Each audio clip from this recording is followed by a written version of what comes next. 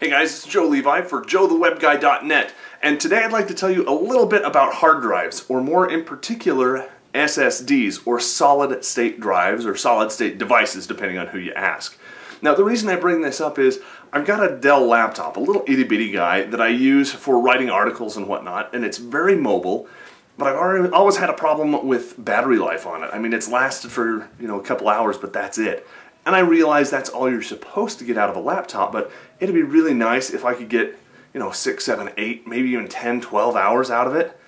But that's just really not realistic. So, what do? I also had a problem with it being a little bit, slow. It was a dual-core processor, had 2 gig of RAM, Windows 7 64-bit, so it should have been pretty quick, but it was still kind of slow. And I didn't know why. Eventually I started having problems with the hard drive, as you probably will in any laptop that you get, because hard drives spin very quickly. Desktop hard drives spin between 7,200 and 10,000 RPM. That's revolutions per minute, and that's really dang fast, but it also chews up a lot of power.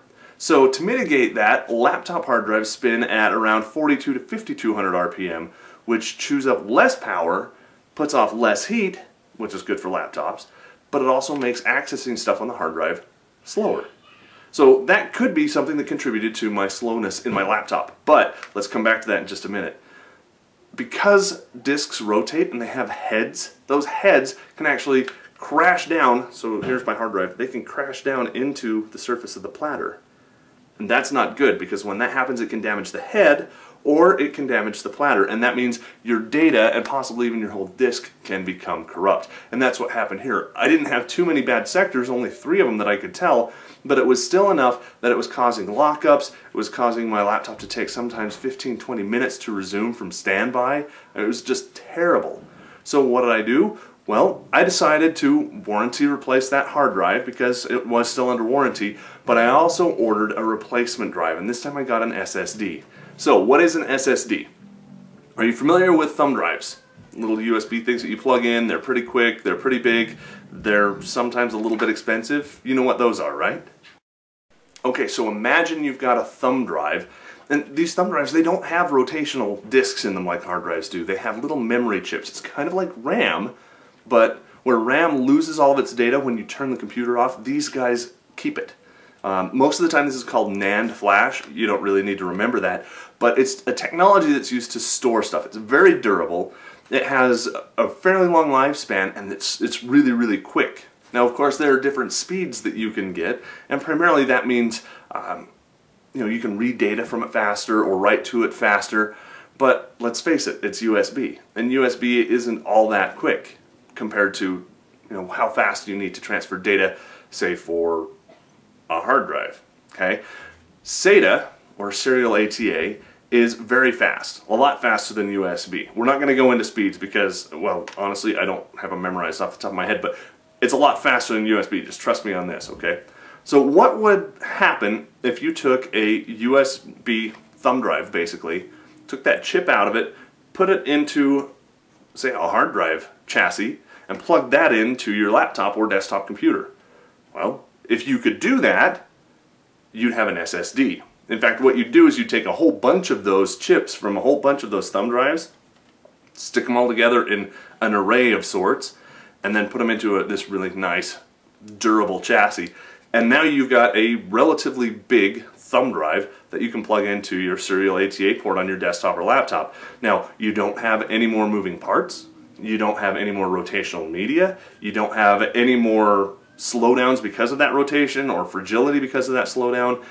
You've got this really durable, really energy efficient, and very, very fast SSD. It functions just like a hard drive. In fact, you'll plug it right in and it'll act just like a hard drive. You won't even know any difference. There are a couple things that you need to do afterwards to optimize it, but it's great. Well, back to my Dell. I had a problem. I tried to copy, using some cloning software, my old hard drive to my new hard drive. Even though it had a couple bad sectors, that's fine. I can live without the data on that. Should be okay. I went ahead and cloned it across and wouldn't boot. It would start to boot Windows and then it would give me a blue screen. And it was so fast I couldn't tell what the blue screen was telling me. Eventually I figured out it was a Yeah, you guessed it, a disk error. So I got very, very frustrated. Now, the disk that I had in this instance was made by Kingston Technologies, and I've used their RAM for years now. I haven't used many of their thumb drives, but I have used the RAM. And since RAM and thumb drives are basically the same, a little bit different, I figured, hey, let me go ahead and give these guys a try. Primarily because of price. Intel seemed to have the fastest drives, but they were ridiculously expensive. There were a couple others in there, but Kingston was really the price point. I could get the same size drive, in this case a 128 gig, which sounds kind of small, but you have to remember, the biggest one you can get right now is like 512, 640, somewhere in that range, and you're going to be paying like 800, 900, 1,000 bucks for it. Now why? Because it's so dang fast, okay? So just keep that in mind up front. Well, this Kingston, I plugged it in, I couldn't get it to work. I wiped it, tried to install Windows, it wouldn't even detect the drive. I had my buddy take a look at it. He couldn't get it to detect the drive. He tried it in another laptop, didn't detect the drive. I was frustrated. I talked to Kingston, sent him an email, all kinds of stuff, and said, hey, look, I don't know what's going on. Is it a compatibility issue I don't know about? Is this drive defective? You know, I could copy to and from it. I got a little USB chassis for it. An enclosure that I could take and plug the drive into and plug that into USB. So now I've got a 128 gig thumb drive.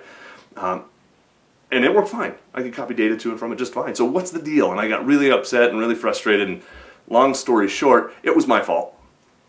Okay? Kingston was really great in trying to help me out, but I figured it out before they got back to me with all the troubleshooting steps. What it turned out to be was the hard drive that I was cloning from was bigger than this, which shouldn't be a problem for a smart cloning software. Okay, like Partition Magic should be able to repartition stuff.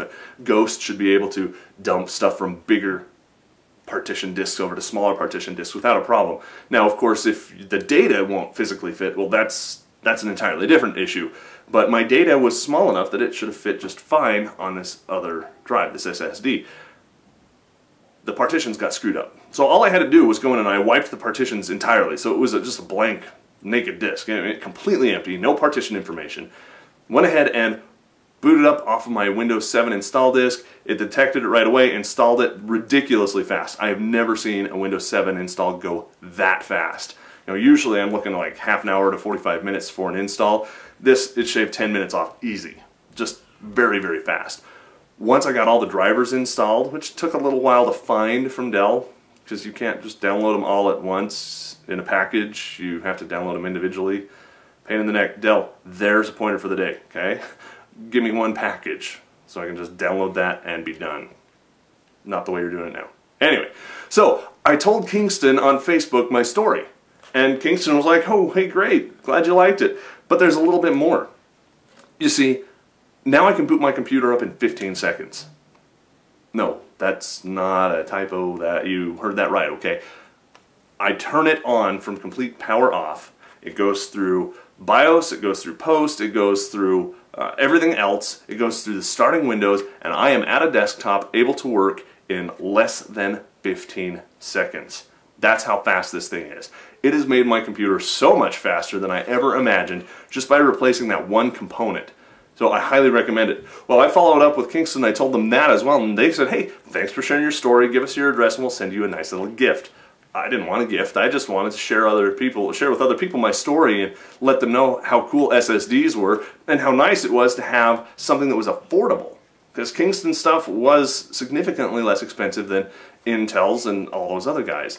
So I wanted people to know that because that's the kind of guy I am, and that's what you'll find at joethewebguy.net is a whole bunch of information that I'm just giving out. You know, if you want to donate to me, that's fine. And that's what Kingston said. They said, hey, we want to send you a gift. So in the mail, I got this. It's a 32 gig Kingston Data Traveler thumb drive. Just for saying, hey, I like Kingston stuff. Now, they're not paying me to say this or do this, but I think they deserve it. There you go, some brand recognition right there. See, the problem is, I don't need it. I mean, I love it, but I don't have any use for it. So, this is where you guys get really lucky. So, here's what I want to do. Everybody head over to joethewebguy.net, find the article about Kingston SSDs. There's a nice little search box for you. And on there, I'm going to have a set of instructions that tells you what you can do to enter to win this Kingston 32 gig data traveler, and then you can see how cool Kingston is. Alright? So, go ahead and head on over there. Again, I'm Joe Levi for joethewebguy.net. I hope to see you back on the video channel, so subscribe if you haven't done that. If you like learning about new technology, give this video a thumbs up so you can share this video with your friends, and head on over to joethewebguy.net. Remember, .net, because I'm a .net kind of guy, and I'll see you there.